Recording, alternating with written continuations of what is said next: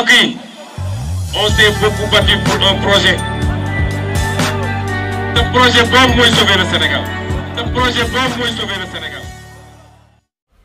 cant ak ngërëm ñeel na leen ami site internet Talibé Sonko TV li gën a fës ci bopp xabaar yi nag dañ koy door rek mbir mu doy waar la ñu nemmee ko foofu ca dëkk bi ñuy wooyee Kër Xaadim nekk ca Touba ginnaaw rek nouvelle bi nga xamante ne rek moom lañ daal di yeewoo daal neexul leen dara ndax ab néew rek la ñu daal di fekk ca buntu bitik bi nga xamante ne rek moom moo nekkoon gérant station service total bi ci fi muy xamante ne rek foofu lay liggéeyee bu ñu sukkandikoo ci sunu nattangooy RFM la ñu daal di xam ne rek mooy mbir mu lu mel nag kenn xamul rek lan moo ko waral ndax ab néew daal lañu fekk foofu jamono ji nag police bu Touba ak lëkkaloo bi nga xamante ne rek daal dina koy def ak police bu Kaolack nag ñëw dañ ca lieu ba def li nga xamante ne nag moom mooy premier constat jamono ji ñuy wax ak yéen nag ab enquête daal dinañ ko cay ubbi bu ñu jógee ko foofu nag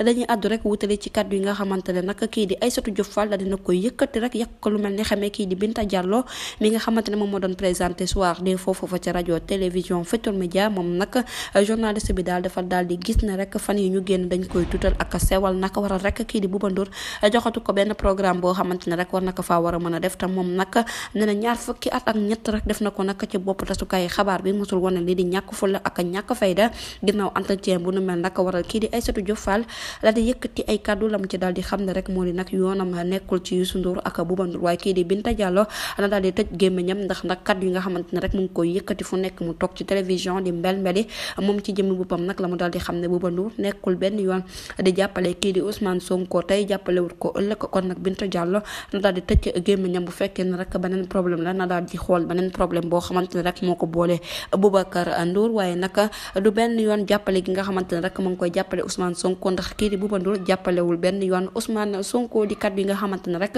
moom Aïssatou Diop Fall daal dina koy yëkkati du ñàkk rek dinañ ci ñëwaat ci yeneen i jotaay xabaar jërë ngeen jëf ci teeglu bi bu leen fàttee abonné bës cloche de notification ngir amaat yeneen i info. Ok, on s'est beaucoup battu pour un projet.